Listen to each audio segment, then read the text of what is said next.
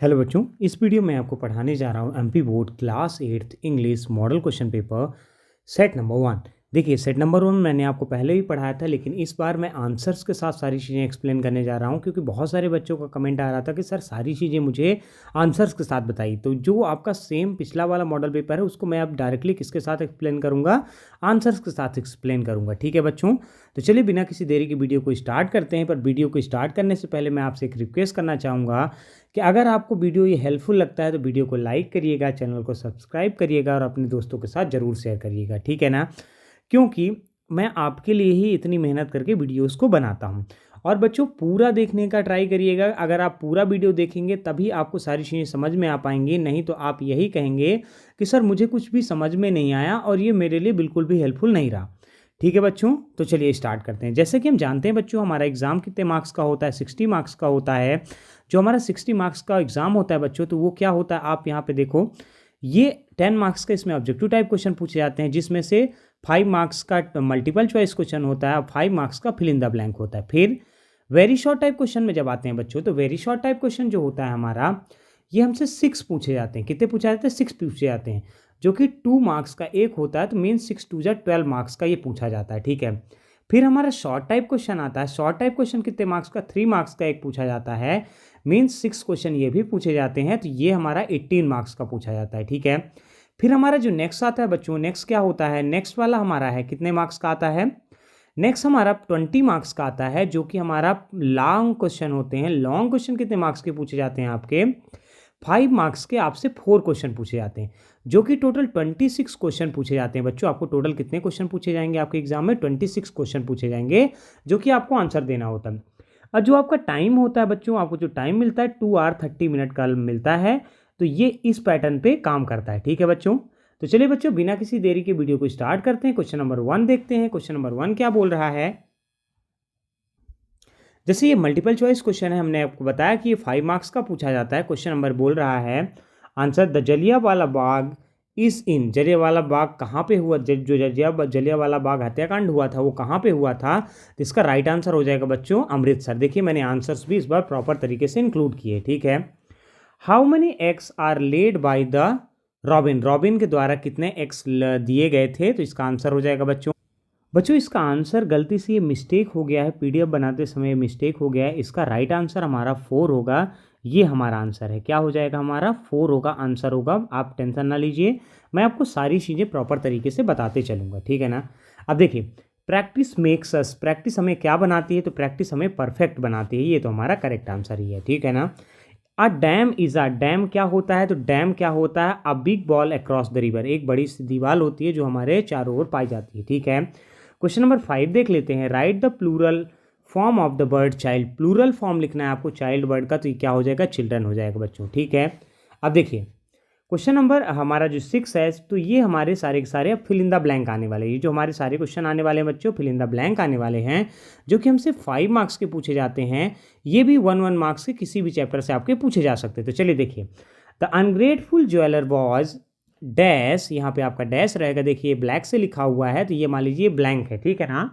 Of this act very much. ठीक है, तो इसका क्या हो जाएगा? Ashamed of his act very much. 7 number देख लेते हैं।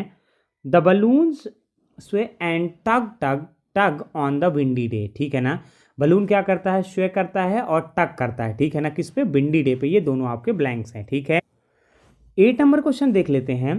Yudhishthira was the son of dash. तो युधिष्ठिर किसका लड़का था? कुंती का था। ठीक है ना? देखिए 9 नंबर देख लीजिए। The British police wanted to capture dash. तो ब्रिटिश पुलिस किसको पकड़ना चाहती थी? आज़ाद को पकड़ना चाहती थी। 10 नंबर देख लीजिए। There are 200 species of the birds in dash. Kanha Kisli. Kanha Kisli national park में कितनी है? 200 स्पीसीज हैं किसकी? बर्ड्स की। ठीक है।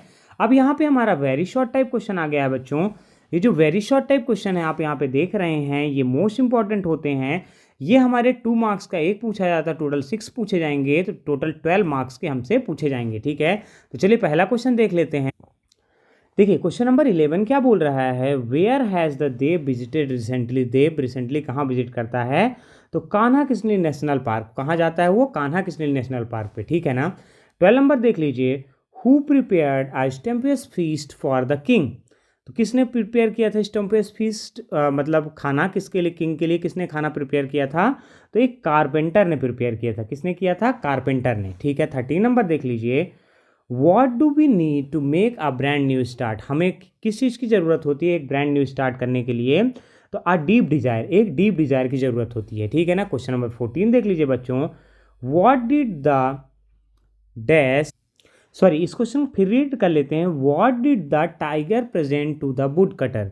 मतलब टाइगर ने वुड कटर को क्या दिया था? तो a set of gold ornaments दिया था। किसने? टाइगर ने दिया था। ठीक है, चलिए नेक्स्ट देख लेते हैं। Write the correct spelling of the given bird. Correct spelling आपको लिखनी है जो ये गिवन बर्ड है। तो ये आपका यहाँ पे बर्ड लिखा हुआ है। पहला हमारा पैशन है, दूसरा हमारा जनरल है। ठीक है, ये आपके आंसर्स के साथ प्रॉपर लिखा हुआ है। ठीक है, चलिए नेक्स्ट क्वेश्चन नंबर 16 देख लेते हैं। Right one word for, one word आपको लिखना है। Who makes the wood and furniture, जो कि वुड की फर्नीचर बनाता है उसको हम क्या बोलते हैं? कारपेंटर बोलते हैं। सेकेंड नंबर देख लीजिए क्या है। One who take care of the teeth, जो दांत की देखभाल करता है उसको हम क्या बोलते हैं? डेंटिस्ट बोलते हैं। मतलब हमारे जो दांत देखते हैं, जो हमारे स्पेशलिस्ट होते हैं दांतों की देखभाल करने के लिए, वो कौन होते हैं?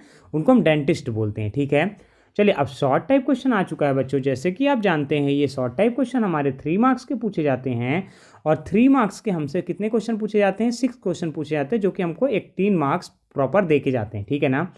तो how did the Chandrashekhar Azad proved his name? Azad ने अपना नेम कैसे प्रूव किया कि हाँ उनका सही में नाम आज़ाद था? Once he was surrounded by the police, एक बार वो चारों ओर पुलिस से घिर गए थे। इन अ पार्क, किस पे? एक पार्क पे।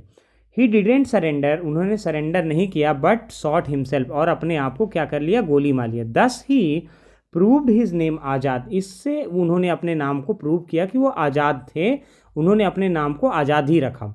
By not being caught by alive, मतलब जिंदा पुलिस से ना पकड़ जाने के कारण। देखिए क्या बोल रहा है, दस ही प्रूव्ड, तब उन्होंने प्रूव किया हिज नेम, अपने नेम को, आज़ाद को, बाई बीइंग कॉट अलाइव, मतलब जिंदा पुलिस वाले उनको नहीं पकड़ पाए। ठीक है, चलिए क्वेश्चन नंबर 18 देख लीजिए। हु इज प्रेमा फतेहा? प्रेमा फतेहा कौन थी? तो Prema Fateha is a Bhil artist. Prema Fateha कौन थी? एक भील आर्टिस्ट थी। He is recognise at the international level, उनको पहचाना जाता है किस पे? इंटरनेशनल लेवल पे। ठीक है, 19 नंबर देख लीजिए। What is the things which the balloon man never seems to think about? ठीक है ना, ऐसा क्या चीज़ थी जिसके बारे में बलून मैन कभी नहीं सोचता है? The balloon man never seems to think about lunch. जो बलून मैन है वो किसके बारे में कभी भी नहीं सोचता है? लंच के बारे में। ठीक है ना, LUNCH। ठीक है, चलिए क्वेश्चन नंबर 20 देख लेते हैं। What was the king Krishnadevaraya known for? Krishnadevaraya जो किंग थे वो किसके लिए जाने जाते थे? तो आंसर है the king Krishnadevaraya was known for his patronage of the poets and scholars. वो किसके लिए जाने जाते थे? वो संरक्षण करते थे किसका? पोएट्स का, और स्कॉलर्स किसका? विद्वान का, कवियों का और स्कॉलर्स का। ठीक है, चलिए क्वेश्चन नंबर 21 देख लेते हैं बच्चों। 21 क्वेश्चन में आपको क्या कर ब्लैंक्स को फिलअप करना है। तो ये क्या है? The bell dash means rang before we reach the school. ठीक है ना, इसका ब्लैंक क्या है? ये वाला portion. Do you know this poem? क्या आप इस पोएम को जानते हो? इसमें क्वेश्चन मार्क लगाना था, और ये आपका ब्लैंक में इसको फिलअप करना था, डू को। ठीक है, चलिए द गर्ल इज डैश, ये जो डैश है यही आपका बियरिंग में बियरिंग फिलअप करना है, आ ब्लू ड्रेस। ठीक है, अब यहाँ पे नेक्स्ट क्वेश्चन जो हमारा है ये एप्लीकेशन 22 नंबर का है। Write an application to your head master for sick leave. Sick leave के लिए एक एप्लीकेशन लिखना, तो इसका आंसर देख लीजिए। टू हेड मास्टर, शिक्षा international senior secondary school Rewa. ठीक है ना, ये मेरे स्कूल का नाम है बच्चों। चलिए सब्जेक्ट क्या है? An application for the sick leave, एक एप्लीकेशन काय के लिए? सिक लीव के लिए। Respected sir, most respectfully I beg to state that I have been suffering from fever since last night, so I am unable to attend the today's classes. Kindly grant me leave for 2 days. Thank you. Your obediently.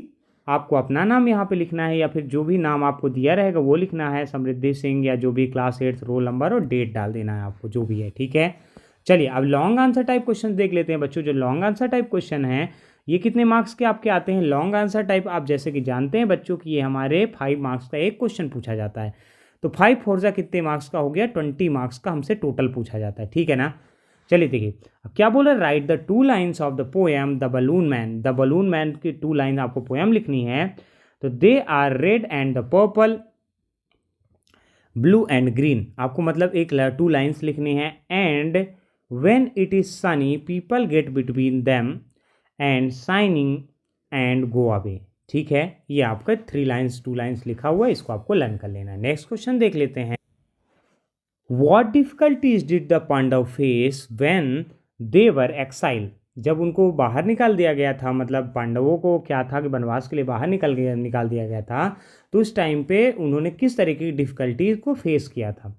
During the exile, मतलब exile के समय पर the Pandavs enter the dense forest, वह कहाँ गए थे, घने जंगलों में गए थे। Which were abundant with the wild animal, जो कि वहाँ पे प्रचुर मात्रा में वाइल्ड एनिमल पाए जाते थे, एंड रेप्टाइल्स भी पाए जाते थे। They had to face some ferocious demon, उनको कई तरह के मतलब बहुत खूंखार जो डेमन्स हैं उनका सामना करना पड़ता था at time. They could not find the shelter, उनको शेल्टर नहीं मिल पाता था, रहने की एक जगह नहीं मिल पाती थी। Food even water to quench their thirst, मतलब उनको पानी भी नहीं मिल, खाना और पानी दोनों नहीं मिल पाता था, जिससे पानी से वो अपनी क्या कर पाएँ, प्यास बुझा पाएँ। ये सारी की सारी उनको डिफ़िकल्टीज फेस करनी पड़ी थी। अब चलिए, यहाँ पे एक पैसेज लिखा है बच्चों, इसको आपको पॉज कर लेना है, प्रॉपर तरीके से रीड कर लेना है, और मैं क्या करूँगा आपको इसके डायरेक्टली आंसर्स यहाँ पे बताने वाला हूँ। ठीक है, चलिए तो देख लेते हैं, क्वेश्चंस देख लेते हैं। What organs of their body do the flies use to taste things, मतलब कौन सा ऑर्गन यूज करती हैं फ्लाइज किसी भी चीज़ को टेस्ट करने के लिए। Fly use their feet to taste the things, अपने पैरों का यूज करती हैं किसी चीज़ को टेस्ट करने के लिए। ठीक है ना, फ्लाइज मतलब मक्खियों की बात हो रही है। Where do the flies collect the germs from, मतलब ये जो फ्लाइज हैं जम्स कहाँ से कलेक्ट करती हैं। Flies collect the germs from the रॉटन food and the plant, जो सड़े हुए फूड होते हैं, जो प्लांट होते हैं, उनसे क्या कलेक्ट करती हैं, जम्स को कलेक्ट करती हैं। नंबर 3 देख लीजिए। How do the germs get into the flies stomach, fly के स्टमक में जम्स कैसे चले जाते हैं। Germs get into the flies stomach when it sucks the food, जब वो खाने को क्या करती है, खींचती है, मतलब चूसती है, उस टाइम पे जो जम्स होते हैं उसके पेट में चले जाते हैं। How do the germs get into the man's body, germs कैसे मैन की बॉडी पे आ जाते हैं, तो इसका आंसर बताएंगे आप। If the flies with the germs its stomach sits on your food, the germs come on your food, as the man eats it the germs get into the body. देखिए क्या बोल रहा है, if the flies with the germs it's in the it's stomach, अगर एक fly के stomach में germs हैं, and seats on your food, जब आपकी वो खाने में बैठती है, the germs come on your food, germs कहाँ पे आते हैं, तुम्हारे फूड में आ जाते हैं। एज द मैन ईट, जैसे कि मैन उसको खाते हैं, the germs get into the body, germs कहाँ चले जाते हैं, बॉडी में चले जाते हैं। नेक्स्ट नंबर देख लीजिए। Write the plural of the fly, plural form आपको लिखना है फ्लाई का, तो फ्लाई का क्या हो जाएगा, फ्लाई, जो बाई हट के IES लग जाता है। अब यहाँ पे एक क्वेश्चन है, right a paragraph on the conservation of the water, एक पैराग्राफ आपको लिखना है वाटर संरक्षण में, मतलब वाटर कंजर्वेशन में। ठीक है ना, अब देखिए इसको पढ़िए। Water is one of the most important resource, water क्या होता है, एक one of the most important resource है, कहाँ पे, on the earth, and it is essential for the life, ये हमारे लाइफ के लिए बहुत इंपॉर्टेंट है। However, it is becoming increasingly surface due to the pollution, wastage and the overuse। देखिए क्या हो रहा है, तो जो वाटर है वो समय के साथ कम होता जा रहा है, किसके कारण, आप ये मान लीजिए कि due to the pollution, waste and over use, हम बहुत ज़्यादा यूज़ करते हैं उसके कारण। To conserve the water we must use it wisely, उसको सेव करने के लिए हमको बिल्कुल बुद्धिमानी से इसको लर्न करना चाहिए। अवॉइड द अननेसेसरी वेस्टेज, और उसको अवॉइड करना चाहिए जो अननेसेसरी वेस्ट हम करते हैं। Simple action like turning of the tap, हमको टैप को बंद कर देना चाहिए। व्हेन नॉट इन यूज, जब कोई भी यूज ना हो। ठीक है ना। Repairing leaking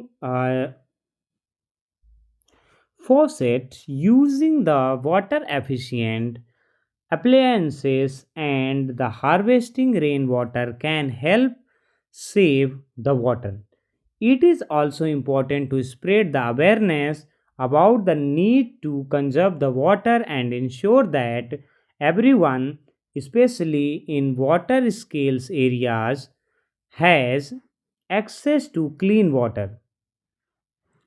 By making a small changes in our daily habit, we can protect this valuable resource for the future generation. Okay. बच्चों ये हमारा क्या था कि एक पैराग्राफ था किस पे, वाटर कंजर्वेशन। जैसे मान लीजिए वाटर के बारे में हमको जो बताना था कि वाटर को हम किस तरीके से सेव कर सकते हैं, वाटर का इंपॉर्टेंस क्या है, ये सारी चीज़ें इसमें इंक्लूड है जो कि आपको प्रॉपर तरीके से लर्न कर लेना है। बच्चों मैंने सारी चीज़ें एक्सप्लेन करने की कोशिश की है। होप करता हूँ कि आपको वीडियो पसंद आएगा। अगर आपको वीडियो पसंद आएगा तो वीडियो को लाइक करिएगा, चैनल को सब्सक्राइब करिएगा और अपने दोस्तों के साथ शेयर करिए। मैं आपके लिए पूरी पीडीएफ बना के पूरी मेहनत करके आपके लिए वीडियोस अपलोड कर रहा हूँ, तो एक लाइक तो बनता है। चलिए, थैंक्स फॉर वॉचिंग। चलते हैं, मिलते हैं नेक्स्ट वीडियो पे।